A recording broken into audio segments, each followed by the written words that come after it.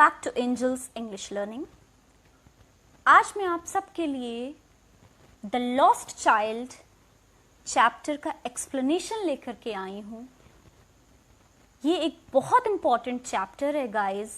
इस चैप्टर में बहुत सारी फीलिंग्स को मुल्क राज आनंद ने रिप्रेजेंट किया है।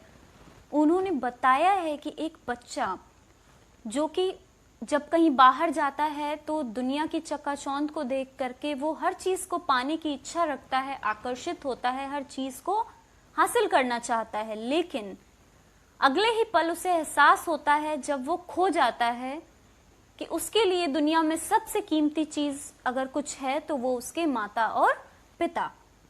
द लॉस्ट चाइल्ड का मतलब है खोया हुआ बच्चा, एक गुमशुदा बच्चा। तो इस स्टोरी में मुल्क राज आनंद ने बच्चे की जो मन की फीलिंग्स हैं, अपने माता पिता के लिए जो उसका प्रेम है, उसको दर्शाया है। ये बेहद इमोशनल चैप्टर हो जाता है जब वो बच्चा खो जाता है उस मेले में। और अगर आप इसे फील करें तो आप ये समझ सकते हैं कि हमारी लाइफ में हमारे पेरेंट्स की जो इम्पोर्टेंस है वो बहुत ज़रूरी है। उनके बिना ये सारी दुनिया हमारे लिए बेकार है, बेरंग है। So without wasting our time, let's start the explanation of the chapter. It was the festival of spring. ये वसंत का उत्सव था। From the wintry shades of narrow lanes, alleys emerged a gaily-clad humanity. पोशाकों में सजे धजे लोग गलियों से निकलकर लगातार भीड़ बढ़ाते जा रहे थे। From the wintry shades of narrow lanes मतलब पतली सकरी गलियों से निकलकर लोग and alleys emerged a gaily-clad humanity लोगों की भीड़ को बढ़ा रहे थे। Some walked, some rode on horses, others sat being carried in bamboo and bullock carts. उनमें से कुछ जो हैं वो पैदल चल रहे थे, कुछ घोड़े पर सवार थे और अन्य लोग बांस से बनी बैलगाड़ी पर विराजमान थे। One little boy ran between his father's legs, brimming over with the life and laughter. इसी सब के बीच में एक छोटा बालक अपने पिता के पैरों के बीच से निकलकर आसपास दौड़ रहा था और जीवन का उन्मुक्त लुत्फ उठाकर हंस रहा था। मतलब वो बच्चा जो है, छोटे छोटे बच्चे कभी कभी अपने पिता के पैरों के बीच से निकल जाते हैं, तो वो इस सब को देख करके बहुत खुश हो रहा था, इस माहौल को देख करके, और वो जीवन का संपूर्ण आनंद उठा रहा था। Some child come, called his parents as he lagged behind, fascinated by the toys in the shops that lined the way. उसके माता पिता जो हैं वो कहते हैं बेटे आओ, ऐसा कहकर उसके माता पिता जो हैं वो आवाज लगाते हैं उस बच्चे की ओर जो कि रास्ते में उन दुकानों को देख करके, खिलौनों की दुकानों को देख करके ललचाने लगा था और पीछे छूट गया था। फैसिनेटेड का मतलब होता है आकर्षित हो जाना और टकटकी लगा करके देखते रहना। जब क्या होता है, हम कभी कभी बच्चों को देखते हैं, बच्चों की प्रवृत्ति होती है कि वो किसी भी चीज को देख करके उसकी ओर बहुत जल्दी आकर्षित हो जाते हैं। अगर उन्हें आप किसी मेले में ले जाइए, किसी एग्जीबिशन में ले जाइए, तो वो खिलौनों को, गाड़ियों को, टेडी बेयर्स को, इन सब को देख करके वो इतने ज्यादा मंत्रमुग्ध हो जाते हैं, वो उन्हें पाने की इच्छा रखते हैं और इसी वजह से वो कभी कभी दुकानों पर रुक जाते हैं और पीछे छूट जाते हैं। तो ऐसा भी इस बच्चे के साथ भी हो रहा था। वो उन खिलौनों को देख करके इतना ज्यादा ललचा रहा था, इतना ज्यादा उन्हें पाने की इच्छा उसके मन में हो रही थी कि वो वहां पर रुक जा रहा था और इस कारण से वो पीछे छूट जाता। He hurried towards his parents, his obedient feet to their call, his eyes still lingering on the receding toys. बालक के पैर आवाज की दिशा में बढ़ चले। मतलब जब उसके माता पिता की आवाज उसने सुनी तो पैर तो उस ओर बढ़ चले, लेकिन उसकी नजर अब भी पीछे छूट गए खिलौनों पर ही गड़ी हुई थी। रिसीडिंग टॉयज मतलब पीछे छूटे हुए खिलौनों पर। लिंगरिंग का मतलब होता है नजर का अटक जाना, मतलब वो अभी भी गर्दन मुड़ा करके पीछे उन खिलौनों को ही टकटकी लगा करके देख रहा था। As he came to where they had stopped to wait for him, he could not suppress the desire of his heart, even though he well knew the old cold stare of refusal in their eyes. जब वो वहां पर पहुंचता है जहां पर उसके माता पिता रुके हुए थे, उसका इंतजार कर रहे थे, जब वो वहां पर पहुंचता है वो अपने मन की इच्छा को दबा नहीं पा रहा था, जबकि उसे पता था कि उसके माता पिता जो हैं वो उसकी इस इच्छा को रिफ्यूज ही करेंगे, मतलब मना ही कर देंगे। उसे इस बात का पता था कि अगर वो खिलौनों की इच्छा व्यक्त करेगा, अपने माता पिता से कहेगा कि उसे खिलौने चाहिए, तो वो रिफ्यूज ही करेंगे, ना में ही उत्तर देंगे। फिर भी I want that toy he pleaded. Pleaded का मीन्स होता है बेग के सेंस में, मतलब गिड़गिड़ाते हुए कहना।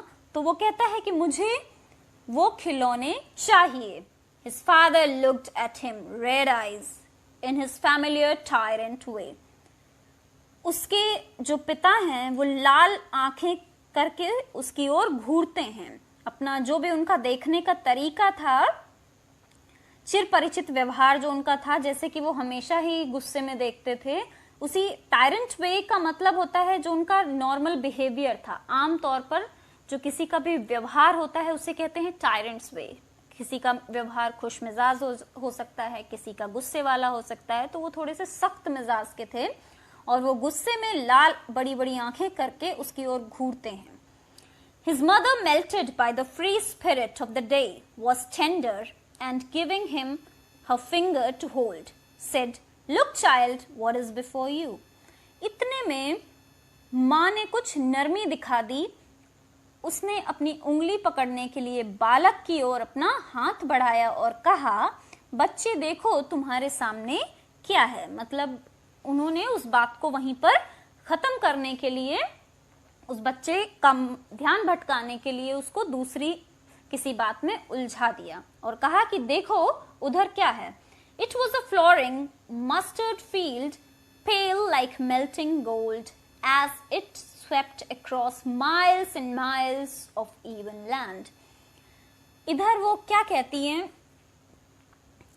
एक लंबा बड़ा सा वो सरसों का खेत दिखाती हैं, जो कि पेल मीन्स होता है पीला, लाइक मेल्टिंग गोल्ड, और वो इतना दूर दूर तक फैला हुआ था, मीलों तक फैला हुआ था। जहां तक भी नजर जा रही थी ऐसा लग रहा था कि सोना पिघला हुआ है। सरसों का फूल जो है वो पीले रंग का होता है और सोने का रंग भी पीला होता है, तो जहां तक नजर जा रही थी पीला ही पीला दिखाई दे रहा था और ऐसा लग रहा था जैसे कहीं पर सोना जो है वो पिघल के फैला हुआ है इस पूरी की पूरी जमीन पर।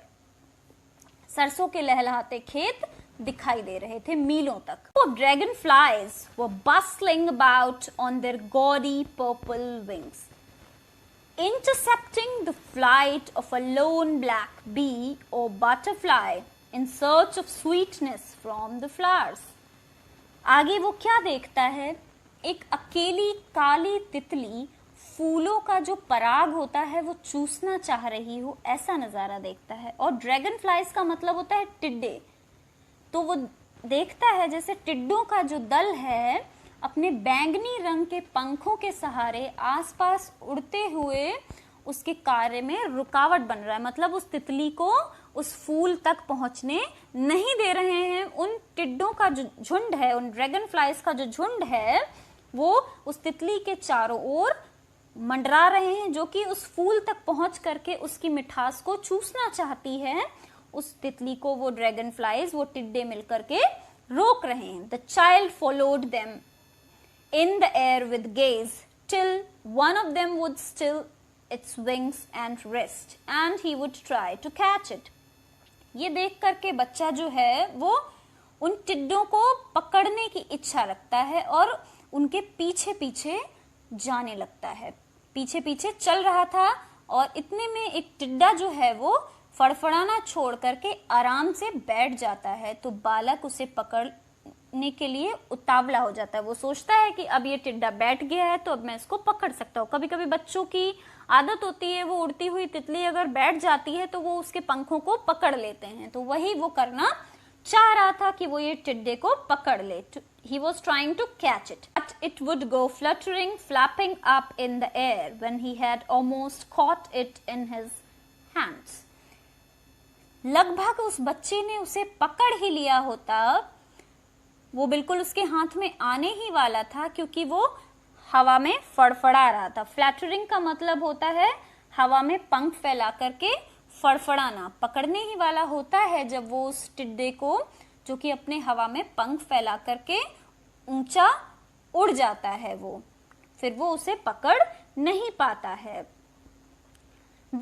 Then his mother gave a cautionary call, "Come child, come on the footpath." इतने में ही उसे उसकी माँ आवाज दे देती है और कहती है कि चलो बेटा इधर आओ, पगडंडी पर। फुटपाथ का मतलब होता है जिस पर हम पैदल चलते हैं, जिसे हम शुद्ध हिंदी में पगडंडी भी कहते हैं। तो वो आवाज दे करके कहती हैं कि चलो बेटा इस पगडंडी पर आओ।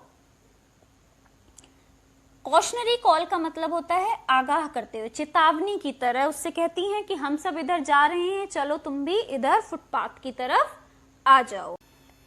He ran towards his parents gaily and walked abreast of them for a while. और वो क्या करता है, खुशी खुशी, गैली का मतलब होता है हैप्पीली, और वो अपनी माँ की आवाज सुनकर अपने पेरेंट्स की तरफ, अपने माता पिता की ओर खुशी खुशी दौड़ पड़ता है और थोड़ी ही देर तक उनके साथ चलता रहता है। और थोड़ी देर तक मतलब उसका ध्यान इधर उधर कहीं नहीं भटकता है। However, soon left behind, attracted by little insects and worms along the footpath that were teeming out from their hiding places to enjoy the sunshine. और कुछ ही देर आगे चलने के बाद, मतलब शीघ्र ही वो पीछे छूट गया, क्योंकि वो छोटे छोटे कीट पतंगे, जो लिटिल वॉर्म्स होते हैं, इंसेक्ट्स होते हैं, कीड़े, वो उनके की जो ग्रुप होता है उनका, उनकी ओर आकर्षित हो गया, उन कीड़ों की तरफ आकर्षित हो गया, जो अपने छिपने की जगह से निकलकर, मतलब जो जमीन में वो होल बना करके जिसमें छिपे होते हैं, उन जगहों को छोड़ करके वो बाहर निकल आए थे, धूप में निकल आए थे, धूप का आनंद लेने के लिए। तो वो एक कतार बना करके चल रहे थे, तो वो उन कीट पतंगों को देख करके उनकी ओर आकर्षित हो जाता है और इस बार फिर वो पीछे छूट जाता है और उसके पेरेंट्स, उसके माता पिता आगे निकल जाते हैं। Come child, come, his parents called from the shade of a grove where they had seated themselves on the edge of a well.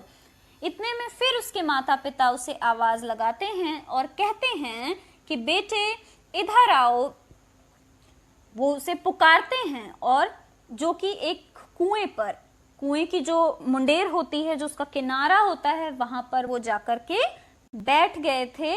He ran towards them, और वो उनकी ओर भागता है, उनके समीप पहुंचता है। A shower of young flowers fell upon the child as he entered the grove, and forgetting his parents, he began to gather the raining petals in his hands.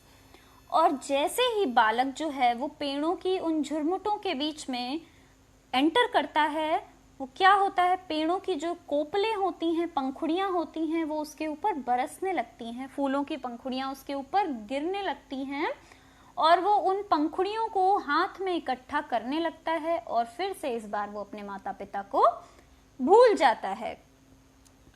But lo, he heard the cooing of doves and ran towards his parents, shouting, "The dove, the dove." The raining petals dropped from his forgotten hands. और फिर इस बार क्या होता है कि उसे, doves का मतलब होता है फाख्ता, ये एक तरह की चिड़िया है जो आवाज करती हैं। तो इतने में ही उसे फाख्ता की आवाज सुनाई देती है और वो कहता है, वो फाख्ता फाख्ता चिल्लाते हुए अपने माता पिता की ओर फिर से दौड़ पड़ता है और जो उसके हाथ में वो पंखुड़ियां उसने इकट्ठा की होती हैं वो सब गिरती चली जाती हैं। उसे अपने हाथों का इस बीच में ध्यान नहीं रहता कि उसने अपने हाथों में पंखुड़ियों को इकट्ठा कर रखा है और वो दौड़ने लगता है, उसकी पंखुड़ियां सारी जमीन पर गिर जाती हैं। Come child come, they called to the child who had now gone running in wild capers round the banyan tree, and gathering him up they took the narrow winding footpath which led to the fair through the mustard fields. इतने में क्या होता है कि वो उसके parents फिर से आवाज लगाते हैं और कहते हैं कि बेटे इधर आओ। उनकी आवाज सुन करके वो फिर से उस ओर चल पड़ता है, दौड़ता है और वहां पर एक बरगद का पेड़ होता है, वो उसके चक्कर लगाने लगता है। उस चक्कर लगाते लगाते वो फुटपाथ का मतलब होता है कई सारे फुटपाथ, कई सारी पगडंडियों को पार कर लेता है, जहां पर उसे मेले में जाने के लिए जो चक्कर लगा रहे होते हैं लोग, गोल गोल घूम करके मेले में कई बार जाने के लिए बांस या बल्लियां लगा दी जाती हैं रोकने के लिए, तो वो उनको गोल गोल पार कर करके आगे की ओर बढ़ने की कोशिश कर रहा था, जो कि उन मस्टर्ड फील्ड्स, उन सरसों के खेतों से काफी दूर तक दिखाई दे रही थी। वो उस ओर आगे की ओर बढ़ चलता है। As they neared the village, the child could see many other footpaths full of throngs converging to the whirlpool of the fair. और जैसे ही वे लोग गांव के समीप पहुंचे तो बालक ने भीड़ भाड़ वाली अनेक पगडंडियां देखी, जहां लोग मेले में जाने के लिए आगे की ओर बढ़ रहे थे। मतलब वो उस मेले का शुरुआती द्वार था, आप इस तरह से कह सकते हैं। लोग वहां पर इकट्ठे हो रहे थे आगे की ओर बढ़ने के लिए, मेले में एंटर करने के लिए। And felt at once repelled and fascinated by the confusion of the world he was entering. और इस बार वो कंफ्यूज था, उलझन भरी दुनिया में वो कदम रखने वाला था। फैसिनेटेड का मतलब होता है आकर्षित और मंत्रमुग्ध। तो वो क्या था, उस सब को देख करके वो बालक जो है वो मंत्रमुग्ध हो गया था, आकर्षित हो गया था, क्योंकि वो इस भीड़ भाड़ वाली उलझन भरी दुनिया में कदम रखने वाला था, जैसा कि नजारा उसने पहले कभी नहीं देखा। A sweet meat seller hawked gulab jamun, rasgulla, barfi, jalebi at the corner of the entrance, and a crowd pressed round his counter at the foot of an architecture of many colored sweets, decorated with leaves of silver and gold. जैसे ही वो मेले में प्रवेश करने ही वाला था कि वहां पर वो देखता है कि एक मिठाई वाला जोर जोर से आवाज लगा करके कह रहा था, गुलाब जामुन, रसगुल्ला, बर्फी, जलेबी, ये सब वो बेच रहा था और जोर जोर से आवाजें लगा रहा था। ये बिल्कुल मेले का जो एंट्री गेट होता है, प्रवेश द्वार होता है, उसके कोने पर ही था। और उसने उसकी जो मिठाइयां थी, रंग बिरंगी मिठाइयां सजी हुई थी उसकी दुकान पर, और उसने उस पर गोल्ड और सिल्वर वर्क कर रखा था। सफेद और पीले रंग की उसने चादर चढ़ाई हुई थी उन मिठाइयों पर, जो देखने में बेहद खूबसूरत लग रही थी। The child stared open-eyed and his mouth watered for the burfi. That was his favorite sweet. और ऐसा देख करके बालक जो है एकटक उन मिठाइयों की ओर देखे ही जा रहा था। बर्फी के लिए उसके मुंह में पानी आने लगता है, क्योंकि बर्फी जो है उसकी प्रिय मिठाई थी। आपकी जो फेवरेट मिठाई होती है, फेवरेट स्वीट होती है, जो भी फेवरेट आपकी डिश होती है, उसको देख करके आपके मुंह में पानी आने लगता है, आपका खाने का मन करने लगता है। तो बिल्कुल वैसी ही स्थिति उस वक्त उस बालक की भी थी। I want that burfi, he slowly murmured. Murmured का मतलब होता है बुदबुदाना, जोर से नहीं बोलना, अपने मन में ही बोलना, मुझे वो बर्फी दिला दो। ऐसा वो धीरे धीरे बुदबुदाया, इतनी जोर नहीं कि उसे कोई सुन सके। But he half knew as he begged that his plea would not be heeded because his parents would say he was greedy. लेकिन उसे अपने माता पिता के उत्तर का पता था कि वो उसे लालची मानकर उसकी बात को अनसुना कर देंगे। प्लेया वुड नॉट बी हीडेड, उसकी ये जो रिक्वेस्ट है इसे नहीं सुना जाएगा, ऐसा वो जानता था कि उसके पेरेंट्स उसकी बात को अनसुना कर देंगे और ये सोचेंगे कि वो लालची है, जहां पर भी जाता है बस कुछ ना कुछ देख करके हमेशा मांगता ही रहता है। So without waiting for an answer he moved on, इसीलिए बिना किसी उत्तर का इंतजार किए हुए वो आगे की ओर बढ़ गया। उसके बाद वो बर्फी को छोड़ करके जब आगे बढ़ता है वो लड़का, तो वो क्या देखता है? A flower seller hawked a garland of gulmohar, a garland of gulmohar. एक फूल बेचने वाला गुलमोहर की माला ले लो, गुलमोहर की माला ले लो कहकर अपना सामान बेच रहा था। द चाइल्ड सीम इररेसिस्टिबली ड्रॉन, उसको देख करके बालक के मन पर हवा के सहारे वो जो महक थी वो असर कर रही थी। He went towards the basket, वो उस महक की ओर खींचा चला जा रहा था। तो फिर वो उसकी बास्केट के पास पहुंचता है, उसकी टोकरी के पास पहुंचता है। Where the flowers lay heaped and half murmured, जिस टोकरी से बाहर की ओर फूल लटक रहे थे। हीप्ड मीन्स होता है लटकना, तो उस टोकरी के पास पहुंचता है जिससे फूल बाहर की ओर लटक रहे थे और वो धीरे से बुदबुदाता है दबी हुई आवाज में, आई वॉन्ट दैट गार्लैंड, मुझे वो माला चाहिए। But he well knew his parents would refuse to buy him those flowers because they would say that they were cheap. परंतु उसे पता था अपने माता पिता के उत्तर के बारे में कि वो यही कहेंगे कि वो माला तो बेकार है, वेस्ट है, चीप है।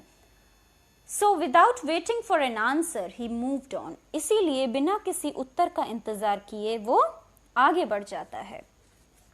A man stood holding a pole with yellow, red, green, purple balloons flying from it. जब वो आगे बढ़ता है तो वो देखता है एक आदमी एक बांस के डंडे में एक पोल के सहारे, पोल मीन्स होता है डंडा, उसमें पीले, लाल, हरे, बैंगनी रंग के गुब्बारों को लटकाए खड़ा था। The child was simply carried away by the rainbow glory of their silken colors, and he was filled with an overwhelming desire to possess them all.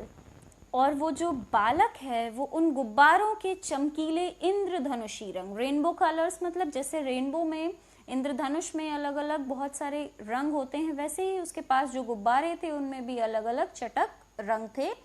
उनकी ओर वो आकर्षित हो जाता है, सम्मोहित हो जाता है और वो उन्हें पाना चाहता है, वो सारे गुब्बारों को खरीद लेना चाहता है। But he well knew his parents would never buy him the balloons because they would say he was too old to play with such toys. परंतु उसे पता था कि उसके माता पिता उसे ये गुब्बारे खरीद कर नहीं देंगे और कहेंगे कि तुम गुब्बारे से खेलने के लिए अब काफी बड़े हो चुके हो, अब तुम्हारी गुब्बारे से या इस जैसे खिलौनों से खेलने की उम्र नहीं रही। सो ही वॉक्ड ऑन फार्दर, इसीलिए वो आगे की ओर बढ़ चला। So half of the chapter I have explained, rest half chapter I will explain in the second part, otherwise this video will become very lengthy. So wait for the second part. If you got my explanation, please do like, share and subscribe to my channel. Till then, keep learning.